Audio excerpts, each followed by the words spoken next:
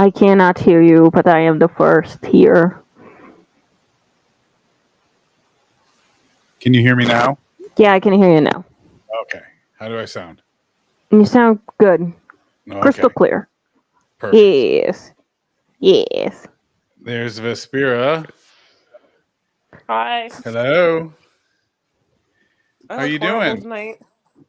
Oh, I'm don't worry. alive and well. I look horrible every day of my life. No, that's mine. Oh, dang. How are we doing tonight? Um, I'm uh, doing. uh, Go ahead, Bispira. You go ahead, Wolf.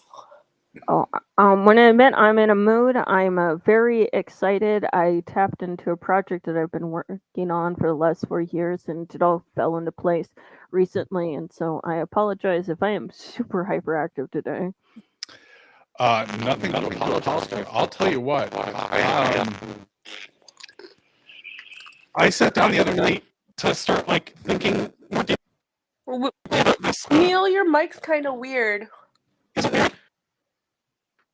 Yeah, it's breaking up. I thought it was just me. I was about to fix my. Okay. I was afraid of. It's almost good. There we go. It's almost good. Is it? It needs There, to be there you consistent. go. Yeah. Is it okay? Oh, Yeah. yes. Okay. So I sat down and was thinking about my legal thriller romance novel that I'm going to write, and I went out and I got myself a new moleskin and started just kind of outlining, right? And man, I have the whole thing mapped out. I am so excited. This thing is going to be so dark and so fucked up, and I cannot wait to I can't wait to write it, but I really can't wait to put it out there and get people's reactions. It's going to be something.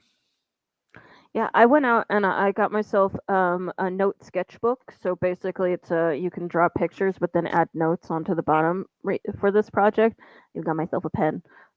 Because what do you call it? I'm working on. Let me open up my other journal. I basically am working on my own language, essentially. Oh, and your mic went out again.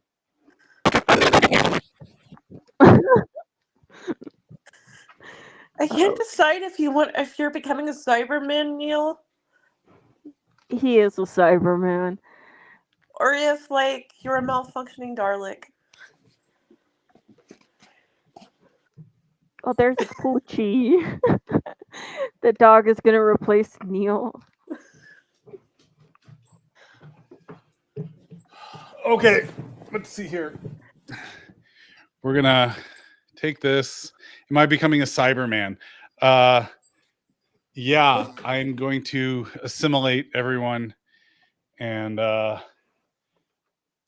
you're gonna have to wear these goofy plugs in your ears, or have one of those socks pulled over your face, depending on which Cybermen we're talking about. Ah, yes. Big True. Doctor Who fan. Okay, wireless. All right, is that better? Yes, that's much better. Okay. Phoebe! The dog is insane and is torturing the cat. No, you're not coming up here. No, go away. Oh my goodness gracious. Okay, well, I guess I will Right. pull this out of camera since it's not doing anything. That's a I little mean, you frustrating. could keep it as a prop. Yeah, right.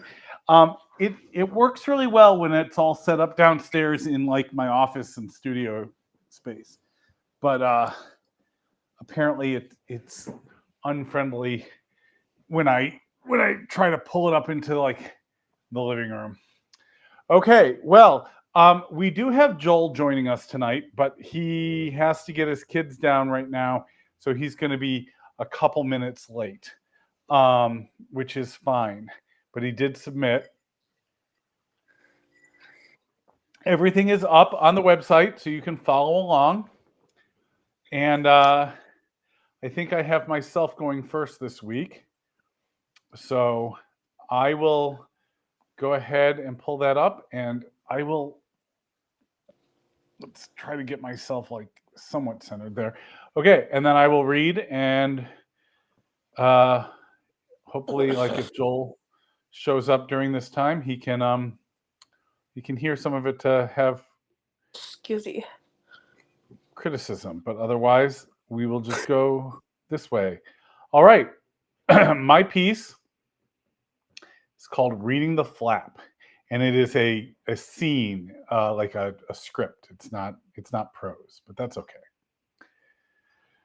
A woman sits at a bar. A woman sits at the bar in a nice restaurant with the remains of some kind of pink drink. She's alone and scrolling Tinder on her phone. A man walks up and sits on the stool next to her. Man. Hi. Woman. Hello. I'm Brad. Hello, Brad. Generally speaking, this is the part where you tell me your name. Yes, generally speaking, you're right. But you're not going to tell me your name. You're a quick learner. I am. That's true. Can I buy you a drink?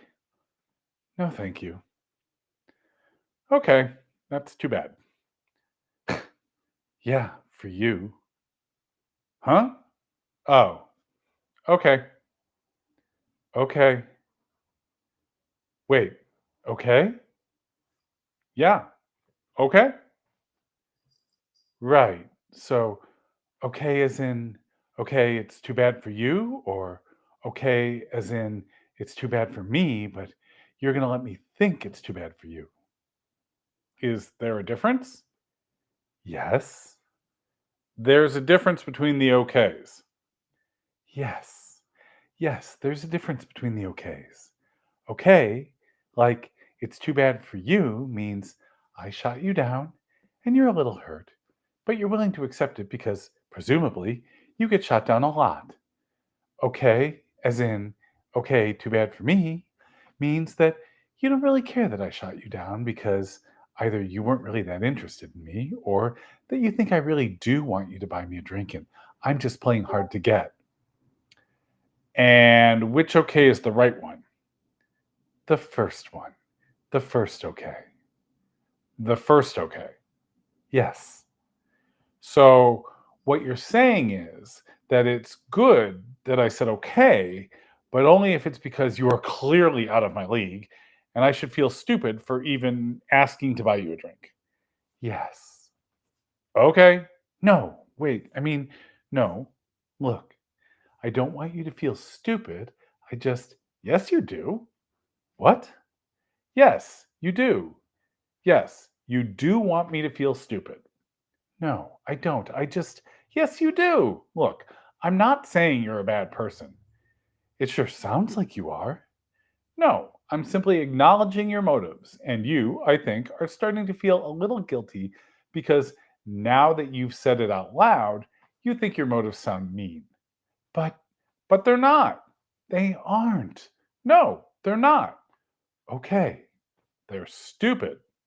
Then we agree. Okay, wait. Yeah? Stupid? Yeah, stupid. Now you're saying that I'm stupid? No. Yes, you just said I'm stupid. No, I said your motives are stupid. My motives. Yes, but not me. Right. Are you single? Yes. Well, do you want to be single? Yes. Okay. Well, Jesus. I don't want to be single, but I don't mind it. I don't need a man. Sure. I don't. Maybe I'd like a boyfriend, but not just any guy, not just some random guy that would try to pick you up in a bar. Exactly. You want a nice guy. Yes, because you're a nice girl. I am. But you think you're going to find him on Tinder? I don't know. Maybe. Okay. Okay, wait. Look, I just offered to buy you a drink. I didn't ask you to meet me down the street at the Zweebach Motel. The Zweebach Motel? Yeah, the Zweebach Motel. People don't usually sleep there too well. What? Look, you want a nice guy, and you're pretty sure that any guy that would try to buy you a drink at a bar isn't a nice guy. Well, despite the fact that you consider yourself to be a nice girl, and yet here you sit. I am a nice girl. I'm sure you are. That's why I offered to buy you a drink. Exactly. So you could get me drunk. You get drunk off one drink? No, but because if you do, then you're a real catch. A nice girl and a cheap date. No, I don't get drunk off one drink, but do you read? What? Do you read? Books. Now you're asking if I can read? No, I'm not asking if you can read. I'm asking if you do read. Do you read? Are you a reader? Do you enjoy the company of a good book? Yes. You read? Yes, I read. I like to read. In fact, I love to read. I read all the time. I have a gold card for the local library. I like to read. What? What do I read? What do you read? Mostly books? What books? What books? What books do I read? What, you want titles? What kinds of books? Specific authors? Genres? What kind of books do you read? All kinds. How do you pick? The books? Yes, nameless woman who loves to read and frequents bars but doesn't drink. How do you pick the books you read? You walk into the library with your gold card and stand in front of the aisles of shelves with thousands of books. How do you decide which one to take home and read? I'm confused. Weren't we talking about me shooting you down for a drink? Which, by the way, I do drink. You said I don't drink, but I do. I do drink. I just didn't want a drink bought by you. How do you pick the books? Because if I let you buy me a drink, then you think that I somehow owe you something. Do you throw a dart? Do you blindfold yourself and play pin the tail on the book you want? You think that if you buy me a drink, then we are on a date and you are entitled to some kind of end of date prize like my phone number or a kiss, or more likely, you think that I will get naked and do you? I read the flap, okay? Jesus Christ. I open the cover and read the inside flap. Holy shit, what is wrong with you? How does anyone pick a book? I read the fucking flap. You read the flap. Yes, there are all these books, so I pick a few, open the cover, and spend a few minutes reading the description on the inside flap and decide whether I want to put the time into reading the whole book. You read the flap. Yes, I read the flap. Okay.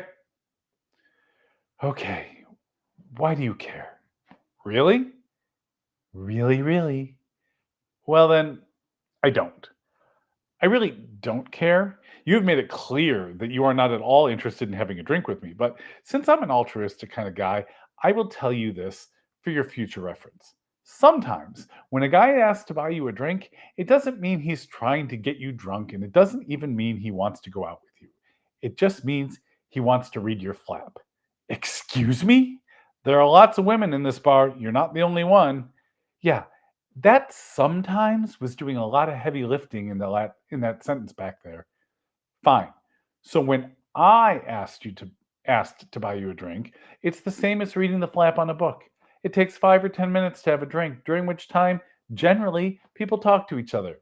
They find out a little bit about the other person. They get the basic gist of each other's stories and decide whether they want to keep reading. It doesn't hurt either person to have a 10-minute conversation and see if that person is someone that they just might like to get to know better. So sometimes when a guy asks to buy you a drink and you are, as you say, shoot him down out of some sense of superiority, all you're really saying to him is, No, I'm the type of girl who judges a book by its cover and have no interest in reading the flap to see if it's even a story worth starting. So, when I said okay, of your two okays, I meant the second one. Okay? Well, okay. Okay. Brad? Yes. I'm Susan. Mm, I'm Susan. Can I buy you a drink? Hmm. No, thank you. I wasn't crazy about your flap. Right. Okay.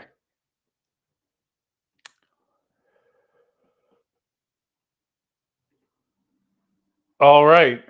Um, Vespira, I am going to have you kind of run things. There's only the three of us at the moment, but I will I will pull you up to kind of give your critique and then follow You, up. you forgot to tell people what the prompt was again, Neil. Oh, Jesus Christ. I sat here and I was just like, these people are The gonna think it prompt just. the prompt was make me laugh. We're writing funny stories.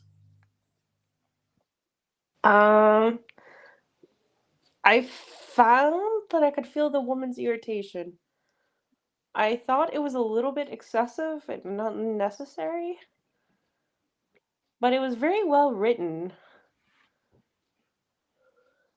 I didn't exactly get it because I'm looking at it at the point of view, like, why didn't he just, like, walk away? But that's just me. Like, it's very well written. The characters are very, I don't know, wolf. Just throw it to me. Okay. Okay. Um. So hello, Neil. We're all good friends here. Yeah, I'm gonna agree with Vespira. I felt the woman's frustration in this. As an individual who's trans myself, I'm put in positions like this all the time. What do you call it? When you're like coded girl, put that in quotation marks. What do you call it? You are either out with the expectation to be out for yourself and have a good time, and then people and what do you call it, assume that you having your good time. All I wanted was that this man to be slapped. That would have been the thing that would have made this funny to me. Was just slap him across the face and throw your drink on him and tell him to go fuck himself because like that was he was pretty egregious. I did like the flap moment. That was actually funny. I liked her sassy snarkiness, and I hope that the what do you call it? It was the woman who was like the person that we were supposed to sympathize with because the man was egregious, and I just want him to be dunked in 1,000 baths of acid. That's all I got. Okay. Neil! So, yeah. So the goal of this was, I mean, obviously, I didn't write a prose piece. I wrote just a scripted scene because it was about like funny, witty dialogue. Like that's what I was shooting for. Is just like it being like fast and cute dialogue. I did specifically say that she was scrolling Tinder at the beginning of the thing. So like she's literally sitting at the bar trying to find someone to go out with, and this guy approaches her to ask her out, right? And um and yeah, he is like so yes, I like the woman. I think that she, she was just sitting there minding her own business and but I will say he got up to leave and she kind of was the one that was like, wait, like he tried to leave like three times in the course of the conversation. Um I don't think we were supposed to be cheering for either of the characters. Like I didn't write this to be like from the man's point of view of, oh, women are frustrating, and I didn't write it from the woman's point of view to be like, oh, men are like obnoxious.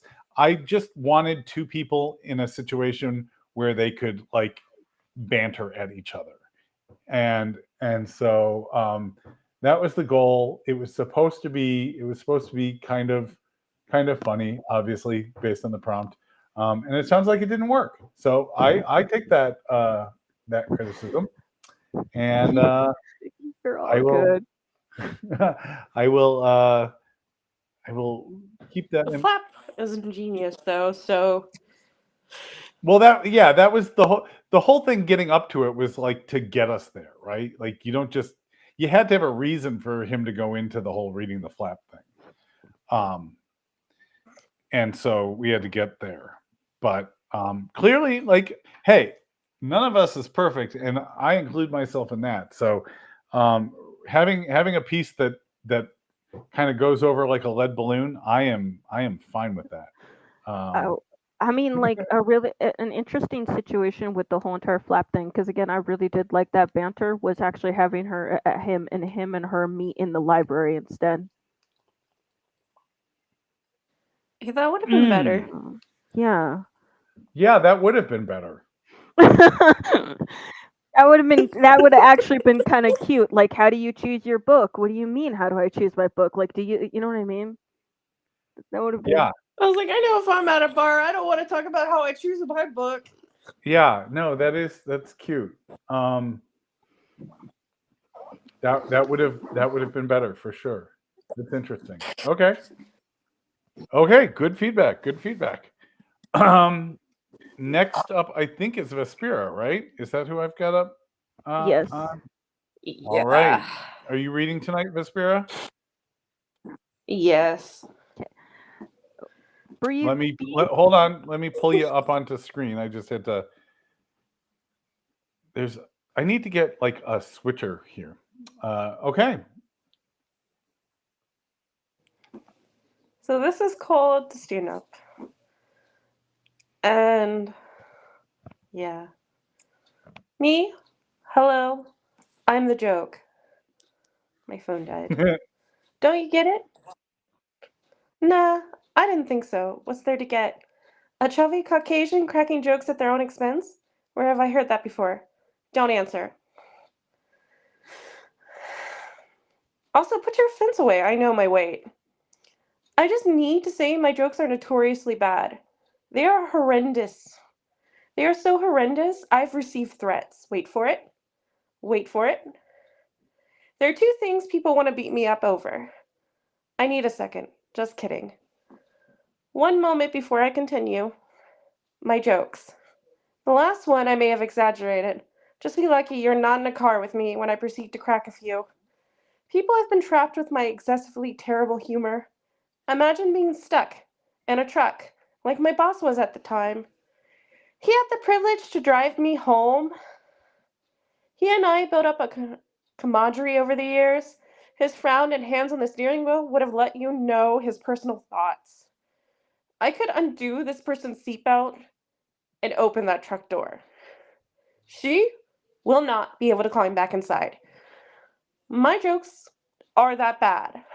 I give intrusive thoughts to the intrusive thoughts. He would then proceed to threaten me with a random location if I continued. So my husband would have to come pick me up. At least he didn't think to take my glasses. My boss would often threaten me and playful banter with his truck bed and speed bumps. I think he thought cracking my head would fix my humor. So in retaliation, I would lay my worst jokes on him. Which was the greatest joke? Because he wasn't prepared to be charged with murder or swerving onto oncoming traffic. If that doesn't show you how my jokes never land, then I don't know how to tell you. I hope you aren't expecting any better. I don't know any other jokes. Hold on a sec. I hate to tell you this, but you're going to be waiting all night long for better content from me, and you'll not be getting it. My best joke is never going to come. It is so bad, my husband one day looked at me with a dead serious expression and said, "Sometimes when you talk, I think, aw, she's so cute. She thinks she's smart." I was like, "Do you really?" He said, "No, but it would be really funny if I did." I don't think that until later, when I finally comprehended what you said. Sometimes it takes him a while to get my jokes. He's a bit of a zombie in the morning, the grumbling kind. He doesn't laugh when he finally understands them. It's when the coffee kicks in, you see his haunted expression, I married a dumbass. You just know my husband thinks this, along with, I have to say, I love you to that. There isn't enough coffee in the world for these moments. If I say I need a minute, do you think the punchline is coming? Wait for it. No, right? Because I am the punchline. I decided to trap you here for these 2 minutes with self deprecating humor and my stupidity. The best thing about this is you have to listen. Ha. Hold up, there is no punchline. I could drag this out, but the joke is dead.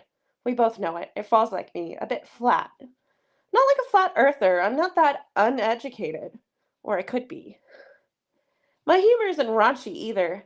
You either love me, hate me, or wonder why the hell I'm here. My response is I exist to be a nuisance with a cause. People think I'm dumb. It's sad, really. Because I already mostly clock them. Just be grateful. I'm not comfortable enough to give you my best shot. I miss anyway. We all know that. I could throw a ball. Everyone's hands, including mine, would be above the eyes, shielding them from the sun and looking for it. We'd all miss it. And I would say whistling because I can't whistle. The ball is either going to go very far or very, very close to me, just like my jokes. Just like me. Thanks, everyone. That's a wrap. It's been a pleasure for me. I don't know about you. I think this is the part where you boot me. Anyway, good night. I send you love from my terrible humor that will one day trap you again. That was fun. That was fun. That was we see this is I'm glad we did this, right? Um so here's what I'll say. You have a couple really funny lines in there that I actually laughed out loud at. I love a nuisance with a cause. There's another one earlier that I thought was hysterical.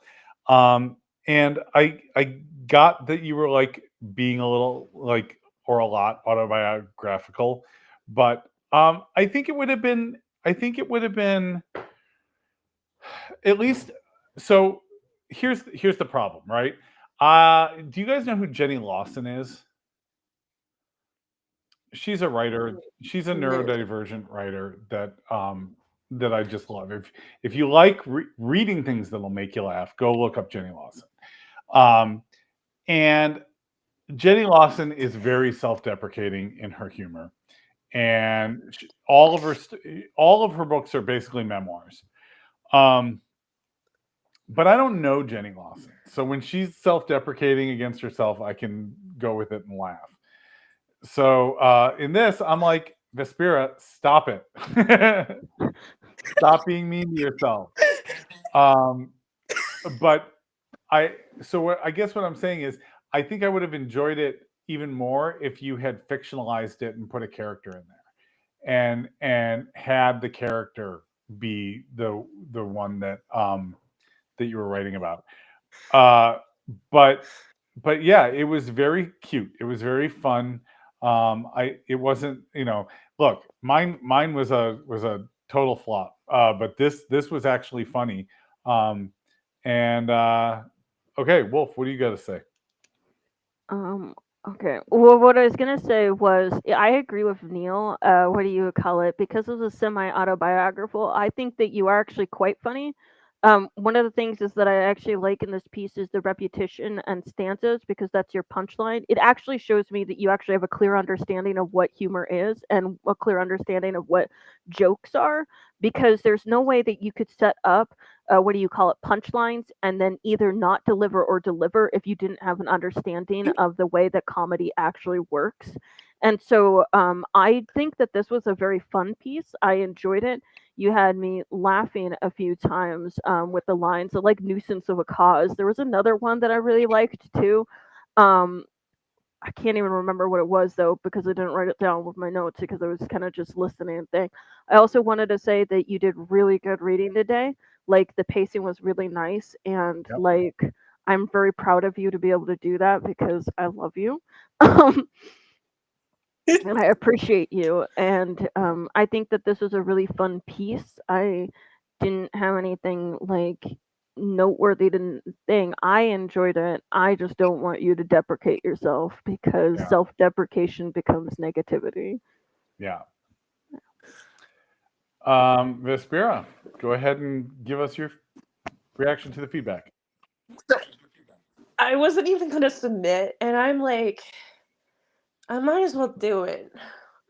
I was like, I kind of always wanted to do stand up, and I was like, now's a good time to see if I can actually do it. So I did it. I read it to my grandmother. She's sitting there on the phone. She's like, "Where's the joke?" It's like, there is no joke. That- The whole entire piece is a joke. She was like, "Oh, it's good." I was like, "Are you sure?" No, it was fun. I enjoyed it. I think that if you took this piece and like now, if you were doing it as stand up, right?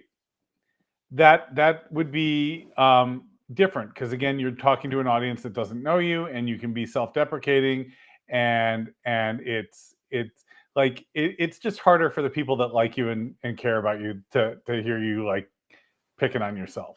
But I think it would work as a stand-up piece for sure. And I agree with Wolf. Like you took a breath and you took your time and you didn't try to rush through it. The reading was really good.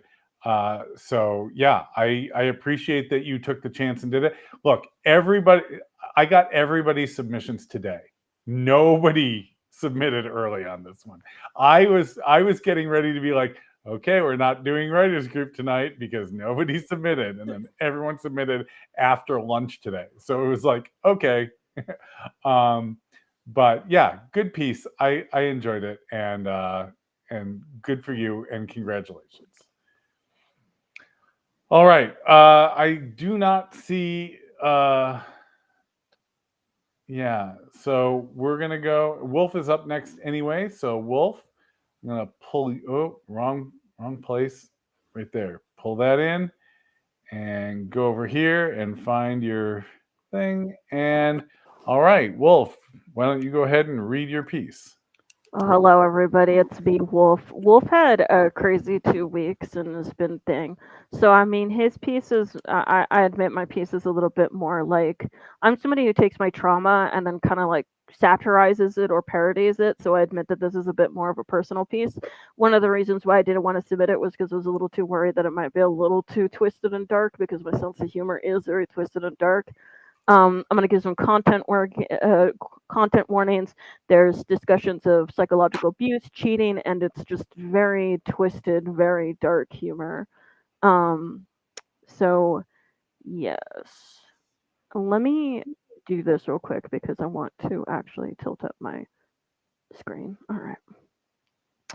The title of my piece is called "Expelling My Demons to Lay to Rest," aka my crazy ex sister. Wait, just to just to uh just to clarify, she's not your ex and your sister. She's your ex sister. Yes, she's my ex Okay, sister. I'm just making sure we're not like going into some kind of like. Okay. No, this is not Alabama. Okay, I'm done. I'm sorry. They say that siblings are supposed to annoy each other, and that's how they show love and affection, or something like that. Mine has a case of cyber stalking and stalking. I suppose that's love, I guess. I mean, I worry about her face pressed against my window to watch me sleep or something like that. But love, siblings are supposed to bother each other. That's how they get along, they say. We've conditioned and normalized the very idea of traumatizing and disrespecting boundaries, but affection.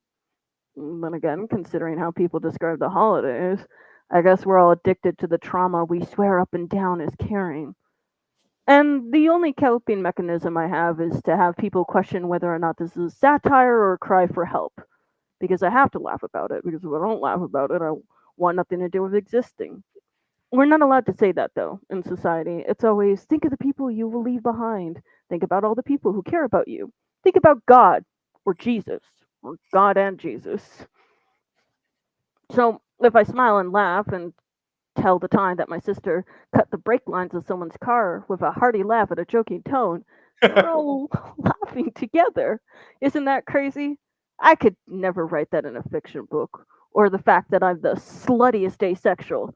Do you know how many harems and how many cheating rings and how many people I've had sex with? Because according to rumors about me, I've slept around. I'm a vixen. I have fake husbands and fake wives. Am I Mormon? Because I swear, the greatest joke is that the asexual who sex repulsed, who wants nothing to do with the sideways tango, is somehow wrapped up in all of these proclaimed sexcapades. You know, there is a line that every accusation is a confession. And boy, let me tell you about my sister's own cheating scandal. All right, sit down with this. I have some tea, if you will. She met her husband, apparently, while working at a gas station. He asked her out to show her something and wooed her with a box of dildos, because at the time he was cleaning out apartments as his job. Fast forward a few, 6, 7 years, and she's meeting some hot young thing who hasn't shown her a box of dildos, but is vulnerable and has a lot of trauma and promises him a ring and implied her clit. Now, I know, where are my sensibilities? Why would I talk about my sister in this way? But it's kind of funny because all of it's true. From my own witness accounts, or the accounts of others.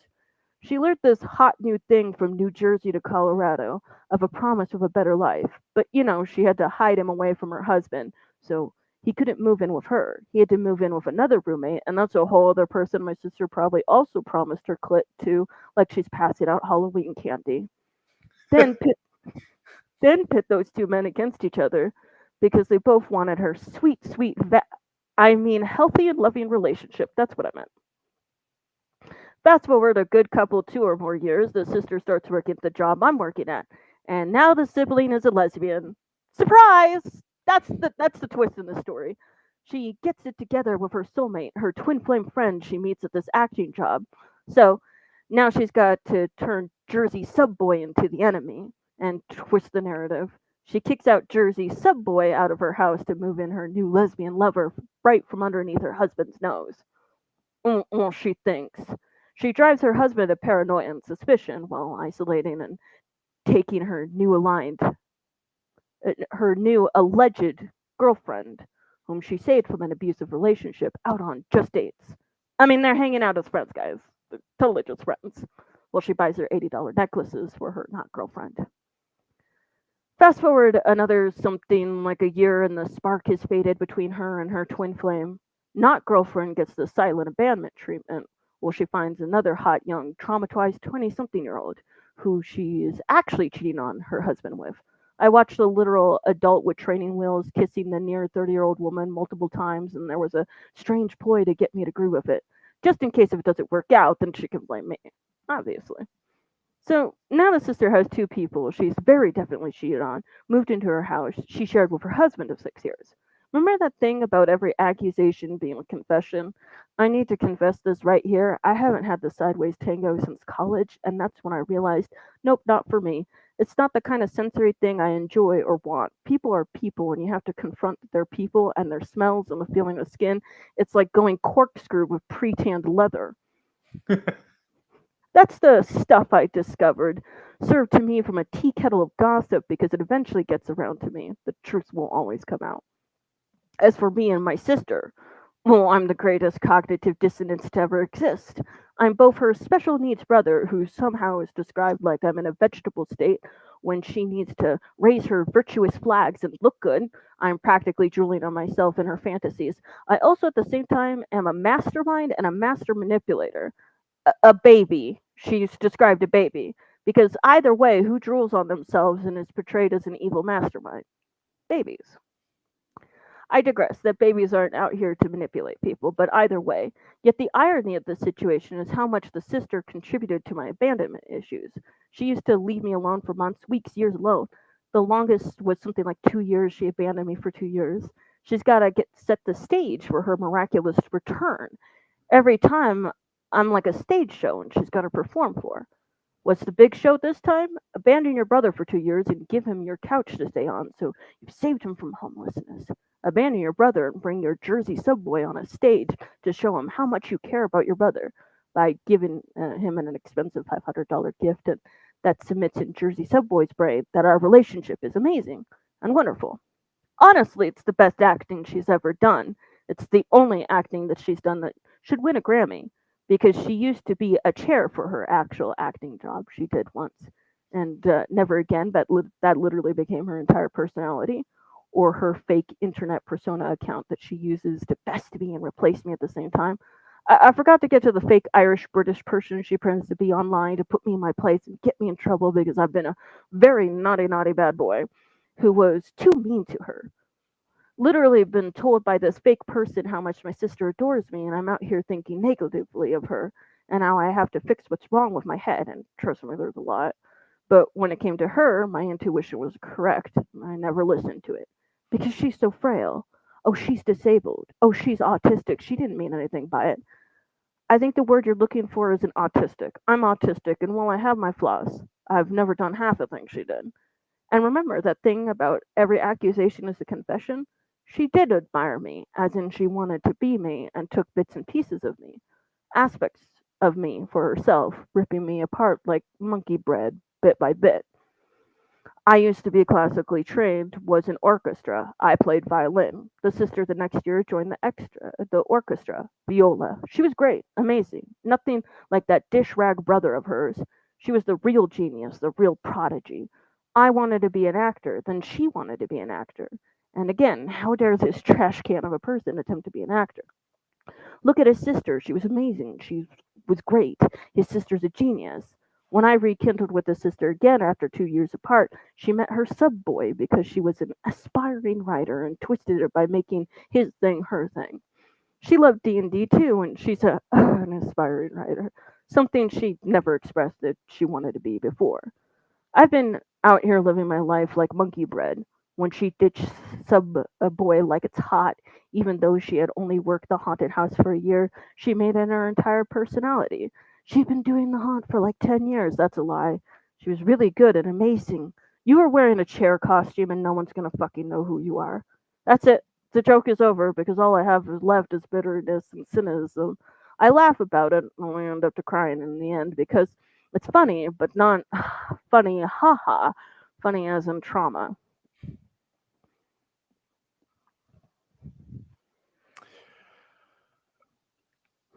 Um,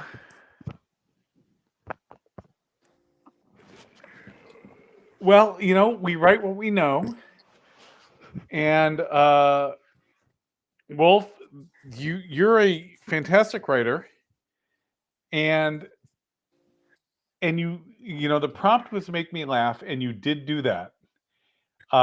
You did it a lot in the first half, and then um I think the anger overwhelmed the humor. I think the second half was more vitriol, more bitterness, more um like you lost track of what. It's not that what you were describing isn't like potentially funny. You just, I think, stopped trying to make it funny and focused more on just like telling us how awful it was. Um, which I know you can do because you did it in the first half was hysterical. Like really, I mean dark humor but very very funny. And the second half I felt like um strayed into anger, which is a legitimate thing. It I would be angry too. Uh, so yeah, I mean, as far as the piece goes, I enjoy the piece. I think it was well written and well thought of, and you used. Uh, I love the reoccurring idea of every accusation being a confession. You bring that back like 3 or 4 times, and it always served well to like pull the piece back to a focus point. Um, yeah, I just thought that you got a little angrier in the second half and lost track of trying to be funny. I think you could have made it funnier in the second half, but it was good. Vespera. The best thing about writing is sometimes it's the greatest way to help you work through Yep. things. And I gotta say, your piece is delightfully funny and full of vitriol and anger, and I don't mind the switch. I think it deserves it. Like, it is. you did what you set out to do. You had some very good laughable moments, and you let it's not all just comedy though.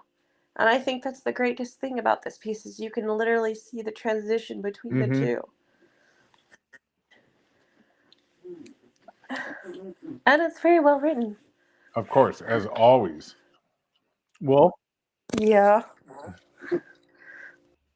Yeah, I'm back. I mean, yeah, I mean, I recognize that it started veering off into anger, but I think also the second half acknowledges that too. Is that like once the joke is over and once I stop laughing about it, the angrier I become. So like that's yeah. kind of was the intentionality of it was literally just like once the show is over, once I like close the door and I'm no longer making fun of it, the like anger and the bitterness and the cynicism come in. And like some elements of it are like the what the fuck is the funny part about it, you know what I mean? It's like really, you know what I mean? And so for me some of the funny was just more like I have a very dry sense of humor, a very dry but dark sense of humor. Yes, what do you call it? I make the jokes and I'm doing it intentionally, but my humor is usually very dry. It's a very if you're in the know, it's funny, but if you don't, you're not. It's gonna just be like, eh. So yeah, I mean, and it's fair though because I did admit that. Like even I could feel the switch when I was writing it, but that's why the last stanza exists, you know? It's just like that's it. It's the joke. I'm like all out of energy. I'm out of energy trying to expend, trying to like make this funny because it's not funny. Yeah.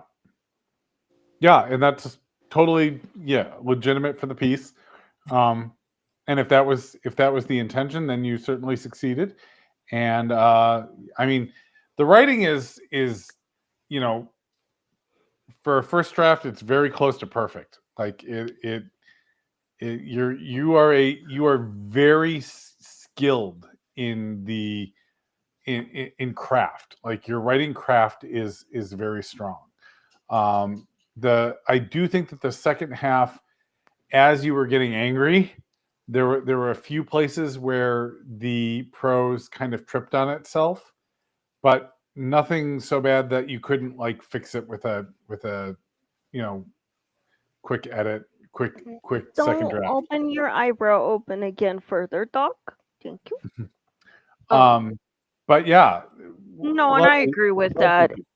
I wasn't actually going to submit this either, to be perfectly honest with you. I mean, I wrote it as like, I'll be honest with you, it was a shit post because at the time I was very angry when I wrote it, which is amazing because the first half of it is so funny, but you have to realize how angry I was in the moment writing the first half Mhm. despite the jokes. Yeah, yeah. No, lovely piece, lovely piece. Hello. Um, so Joel did not ever join us. Um, so he must have had family stuff that came up. So small group tonight, and we got through it. But it was like I've never asked anyone to write anything funny before because I'm not generally very. So I think I can write like I think I can write a joke in a moment. Like I think there are places in both Dark White and Malcolm Karma Cold Turkey where where I'm funny, dark humor, funny, but not in a like persistent, like long form way. It's like I'll just say something to get a laugh in a moment, and I thought it would be a challenge to try to write something that was intended as a piece to be funny, and uh, I recognize that our group is not generally people who write that, so I thought that would be fun, but uh, based on the fact that there were four of us that submitted, and yeah, I think maybe I was flying a little too close to the sun on that one, but It we'll it do was something. not a funny week for me. Well, there's that too, right? And that's actually why I did it. If you saw the original post, like things are so bad, like things are so bad right now that I wanted something to laugh at, and it's funny because I posted the prompt and I was like, "Oh, things are so bad. We need a little bit of comedy. Let's write something funny for a group." And then throughout the week, I would be like scrolling TikTok and the Daily Show stuff would come up or comedians talking about like what's going on right now. And I found myself just being like, it's not funny. Like the jokes are funny, like they're well crafted and executed, but I can't laugh because it's too bad to laugh. And I so while I was in that, I was like, maybe I was misguided in the prompt. It's Uh, all good. It's all good. No, because this group is meant to yeah. challenge. Like, we're meant to challenge. So, like, and we get to pick the challenges that we want to do. So, like, I don't think it's a bad thing that you only had a couple of responses. It shows that we wanted to take on the challenge to Hmm. do it and to, like, try something different. And the funny thing is that for me, I mean, I genuinely write comedy. Like Shadow Game, I have chapters that are full on shenanigans and chaos and comedy. But like this week tested me. And I was Yeah. just angry. And when I'm angry, I just want to destroy things. I'm that type of person. I get I'm that. that type of person. Like there are people who want to escape and people who want to laugh, and I, because my trauma response is fight, and we don't talk a lot about fight. We talk about escape and we talk about like, people with the freeze response and the fawn response, but the one trauma response that a lot of people don't talk about is fight. And I have the fight trauma response. The problem is that you can't set people's buildings on fire yourself, and you can't, like, you know what I mean? You have to be a civil person. So you just are this little ball of like, I want to rip and destroy things, and like, Yeah, that's super interesting that you say that. Um, I am going to hold on to that and think about that because I think that my girlfriend, my partner, is like that. I think that her trauma response is to fight because when she gets triggered by things, when she is upset by prob- things, she picks fights, and not necessarily just with me, not necessarily with me, but like just in general. And it never occurred to me until you just said that could in fact be a thing. Very interesting. fight is often a trauma response that people develop when they don't have the language to speak. So, I, growing up as a child, was very much silenced a lot, and I wasn't allowed to express my emotions verbally, and I wasn't allowed to speak. And so, fight usually is when you call it develops in that, because what do you use when you don't have language? You bite, Mhm, you hiss, you like tear things apart because it's the mhm, only thing that you have left because nobody is mhm. hearing you. So Interesting. Very interesting. All right. Well, short night tonight, but that's okay. Everybody gets to have a little extra TV time, and it was great to seeing you guys. And I, it's funny. This last week, Friday, Wolf did ping me on Friday to be like, "Hey, you haven't posted a prompt," and I just to just let you know, like my car died last week, and Oh, yeah, so on Friday, I think, yeah, it no, it was before that even.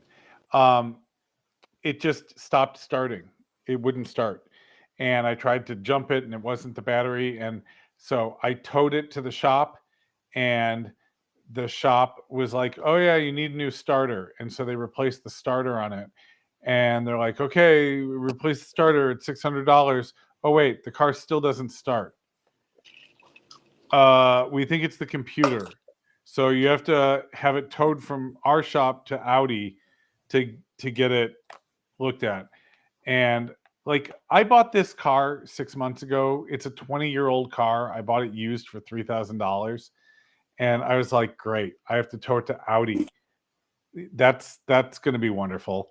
And so Audi, I mean, to be fair, well, first I had to pay the first shop $600 just to get it out of there, and then I had to pay to tow it from that shop to the next shop, and to Audi, and then Audi looked at it, and to be fair, they were able to get it to start for $300, but they then came and said, here are the things that you need to do to make this car safe to drive. And it was $12,000 worth of work. And I was like, guys, I hate to say this, but like, for $12,000, I'll just buy a new car.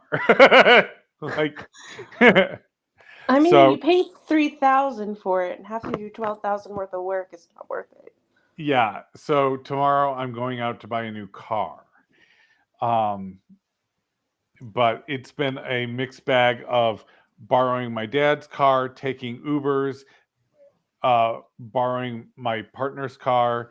Like, it's been a disaster. So I've been stressed out this week too. Yes. Wolf is going to show the sketch of his book cover. Ooh, His do new it. book Do cover it. again. Yes. So this is just a really rough sketch. I still am learning how to show people my rough sketches because they look nothing like the final product. Like, the final product looks so good, and this looks thing. But this is going to be my book cover of my fantasy project that I've been working on for the last 4 years, and that's the most exciting thing about like the last 2 weeks is that I finally, all of the puzzle pieces clicked in my brain hole. And I was at the art supply store buying myself art supplies for this project, and like this came to me in my brain hole at the art supply store, and I'm like, I need to draw this now. If I don't draw it now, I'm gonna eat my own fingers. So the idea is that it's going to be a stained glass window, and I always do mixed media. So the pieces of stained glass are going to be glued together with pieces of paper, different colored paper with different patterns on them. And then all of this is actually going to be watercolored. Actually, the initial image is going to be watercolored, and then you wait for the watercolor to dry, and then you add in the illustration marks into it, and then basically I will wash the watercolor, the glued pieces with more watercolored, and then I'm going to basically do the title in the language that is used in the book, and so the title won't even be in English; it will be literally in its own language. Fantastic. I'm So sorry. if you put the title in the fictional language, when people go to buy the book, what are they going to call it? So my language is called Scratch. And the idea is that it was initially born out of so when a language first develops and stuff like that, you're going to use the tools that you have. And so the tools that they would have is carving tools. And so the language is actually developed into straight lines the way that carving tools would initially be started as. And the Scratch was basically my form of runes because I was tired of people just saying vague markings or vague runes and like thing. So I developed my own. Yeah, it's kind of like cuneiform. It was inspired by binary code and Morse code that I just kind of combined together, and it totally makes sense with the whole entire magic system involved in it too. So yes, I've been working on this, and I'm so excited about this. This is probably the most thing. This is the most like thing that I'm like really excited about working on. And then the idea is that I'm going to actually release the book in like a bundle, if that makes sense. And basically, it'll come with the book itself, and then it'll come with a free compendium. And the compendium will be basically the lexicon, the Rosetta Stone, basically, of what the language is supposed to be translated into, It'll have the world map in it, and also it will have what do you call it? Like because I'm doing a magic system that requires components, like actual components, the components will also be in the compendium, but the compendium will come with the book for free. Ooh, that is amazing. That is really cool. Yeah. I'm excited about this project. You Sorry. should. Sorry. This is what Wolf is gushing about because I'm like gonna be illustrating this entire book. And it's a fantasy horror, so we don't get to see that very often. And like I have like creepy meat monsters and stuff like that. Like if you want the description of the main antagonist right now, I could give it to Yeah, you. go for it. Okay. Well, let's get this.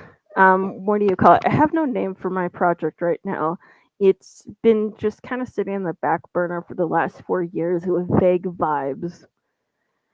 All right, so our antagonist, her name is Hadwin, um, and she's the main character's sister. The basic premise of the book is essentially, I have a prince who has healing powers. And in this world, individuals who are of noble class, royalty, or like of priesthood are basically horrifying monsters. The difference is that in this world, people are not afraid of the horrifying monsters. Instead, they invite them in. They worship them, they praise them, and essentially these monsters spread their blight or their toxicity, which is like a metaphor for power, corruption, and abuse, and it is taking over the land and basically like living off the land in a parasitic like relationship. And the prince himself, Grove is his name, he what do you call it, he has the ability to heal, which I thought was very important to create a male character with healing powers who's empathetic and compassionate, and his entire like goal and motivation is to basically take responsibility and heal the damage done that was partially responsible by the history of his family. So there you go. All Very right. fun. Yeah. So this is going to be Hadwin's description. He says basically that his sister basically was born with something called the heritage imprint. That's the exact same as it was. Um, and he says that he never carried the metamorphosis of the heritage imprint, but she did. She had always had those horns, 4 of them like chandeliers, one set smaller than the other, with her long white hair that grew around them, over them, under them, and behind her. Her hair thin like threads, a veil similar to that of spider webs that makes her ghostly face stand out. It is what makes her beautiful to her many lovers and admirers. You can hear her dew claw click on the stone floor. I know she's coming because she always comes. Since father's death, they've been setting up her crowning. She promises changes that I cannot make. Her current dress is hard to make out what is sewn to her own flesh, what is fabric and the fog of blood and shadow. Lately her crown has been netted and woven into her scalp, her hair growing over it, while her pale white face remains hidden behind her silky locks. Her corset a twisting of her flesh and leather, with decorative stitching creating a diamond shape. Her skin healed in raised scars where her corset had been woven, while a translucent met skirt is hidden somewhere in the billowing storm of blood, which hides her raptor-like legs with the talons. Her red gloves also a weave of flesh and fabric, and dyed in blood, while her sharp claw-like nails grow out. They are often painted with beaded crystal scratch designs on them. Ooh. That's yeah. Wait. I, Yes. I know it's.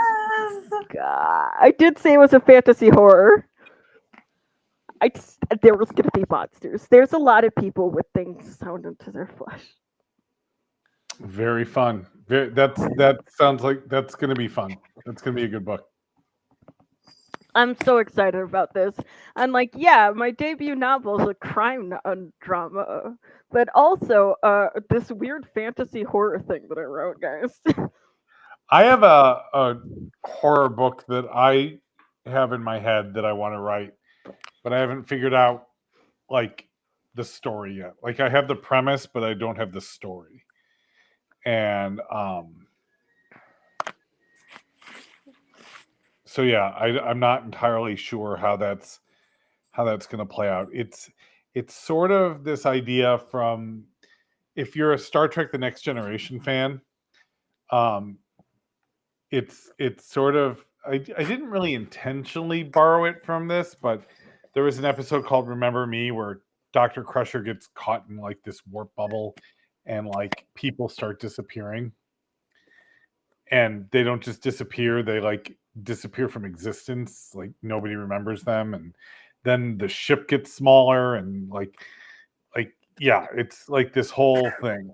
And so I have this idea for uh a story about a house that um this couple buys with their kids, and like one day the husband comes home and he's like, what the hell happened? The bay window in the front of the house is gone. Like, did something happen? Like, why did you have construction people remove it? And his wife is like, I don't know what you're talking about. There's never a bay window. Like, we talked about putting one in, but there was never a bay window. He's like, I swear to God there was a bay window. And she's like, no, we just talked about it. And then like a closet disappears, and he's like, where's the hallway closet? And she's like, we never had a hallway closet. Where would we have a hallway closet? And then like one of their kids disappears, and she's like, no, we've only ever had one kid. And then like slowly things start disappearing, and then the house starts getting smaller and smaller to the point where it's like just one room that they're living in. And he's like, why would we have even bought this house if it was just one room? And she's like, this is what we could afford. I don't know what you're talking about. Like so for her, the reality is it's always like whatever it is, it's always been that way, and he knows that it's different. And then the room gets smaller and smaller, and then she disappears, and the room gets smaller and smaller, and then like, yeah. So that's like the premise, but I don't have a story for it. That is a story. What are you talking about? No, like there needs to be like a story, like an ending, and like, yeah, it's a premise, but it's not a fully realized story yet. I feel that. Apparently, I've been writing the one that I'm writing now since 2019. All right. But like sometimes the best thing to do with situations like that is just to Right, like the either vibes. yeah, like do pen and So paper if you can't focus on doing a computer or like on your phone. I can't write anything really until I know how it ends. So that's why it was so exciting when for this romance thing that I came up with the ending, because when I came up with the ending I was like, "Oh, now I can work on this." And that's the problem with Bishop Church is like it's like, I've got like 20,000 words done, but I don't know what the ending is, so I don't know where to go from there. And as soon as I came up with the ending for this, then all the other pieces started falling into place. Like it just immediately, like everything started popping into my head. So that's why I'm so excited about this. Is I have something that I know the ending for, and I can start actually writing towards like something, and it's super So exciting. at the end of it, is the guy going to disappear too, or just live in the room? I don't know, right? Because in a horror book, I mean, usually at the end, like the main character like resolves whatever it is. Like the ghosts are expelled or the house is burnt down and they escape or whatever it is, it's solved and the protagonist, even if like everybody else dies, the protagonist gets away and is safe. Um But and do you want that type of ending? I Yeah. not necessarily. Like I like to subvert those things. And I, so it's I possible would that I love don't do that subversion. What if his wife disappeared? Ooh, and he's just like talking to nobody.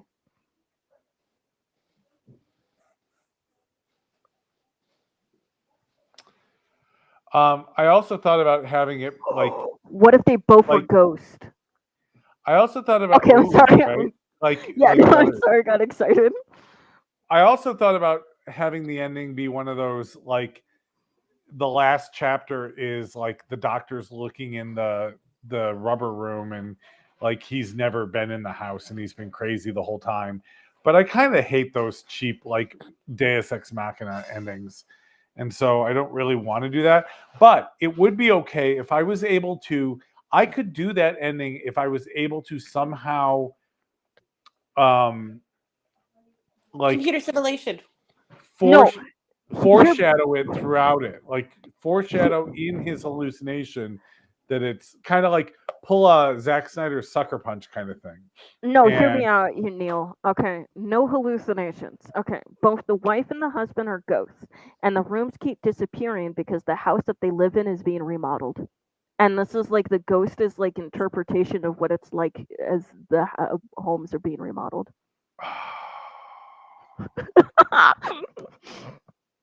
that's good. That's really good.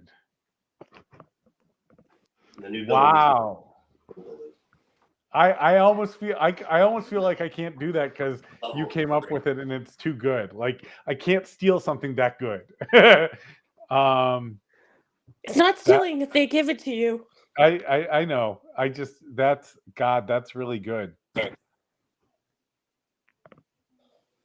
So yeah, I'm gonna play with that in my head for the next week. I've got a book to write. I don't need another book to write, but I I'll write that down. That's good. I like that. That's really good, Wolf. Thank you. I mean, like that's how my head spins. Like it took. I've been writing since December because I'm somebody who's always churning out ideas in my brain hole. But what do you call it? For the last couple of months, I've been writing, and like everybody's like, "Oh, Wolf, you have all of these new projects." That doesn't mean that every project is going to get published, guys. It's Right. just something that Wolf is just doing. And then I finally came about my fantasy project for the last 4 years, and this book is going to be a book that I actually am going to release. Um, I don't know if I can finish it in 8 months. There's a small, like, tiny voice of mine that wants to publish this in October, but um, I'll probably do it next year. I'm shooting for a 2025 release of this book. I think I can do it. I need to sit down and start really writing though. But I hear you. I have a writing folder on my computer that's just full of. I have a whole folder called Future Work in Progress. Like I think I I showed Wolf most of mine, and I don't think that was all of them. yeah. I have so many ideas like sputtering around in my head. Um, and it's just like every once in a while I'll go back to one and start like playing with it in my head again and just spinning it around. And that's what Viral Youngblood this thing is. Um, I I had that kind of in my brain for probably